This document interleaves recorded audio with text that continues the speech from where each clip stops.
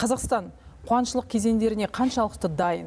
Мәселе енді туындағанын күтіп отырған жоқпыз ғой. Әрине, ең бірінші біз сол қуаңшылықты сөнген су тасқыны болжамдау жүйесін әзірлеу жұмыстарын қолға алдық.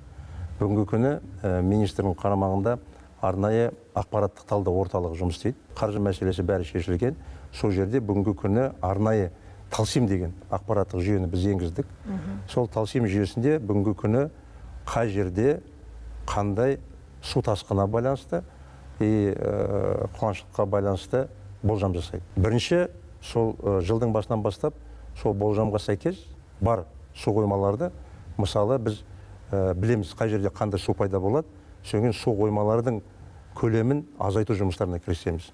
Ол қыста сол қаңтар, ақпан, наурыз айларынан бастап, содан көктем уақытысында қар еріген соң сол су қоймаларға суды жинауға жұмыстарды бастаймыз. Ал енді қуаңшылық жағдайды сол болжам болған соң, оның бірнеше бағытта жұмыстар атқарамыз. Ең бірінші, сол суды жинаймыз.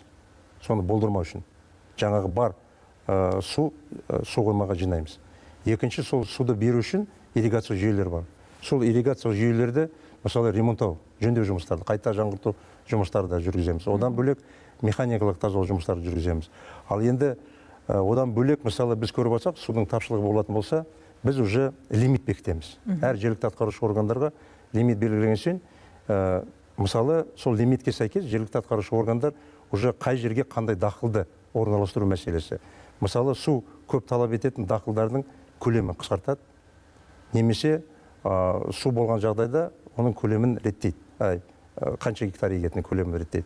Сондықтан бұл өстіп, былай айтқанда, жүйелі жұмыстар, сол суды аз болған жағдайда осы жұмыстардың арқасында осы мәселе шешіледі.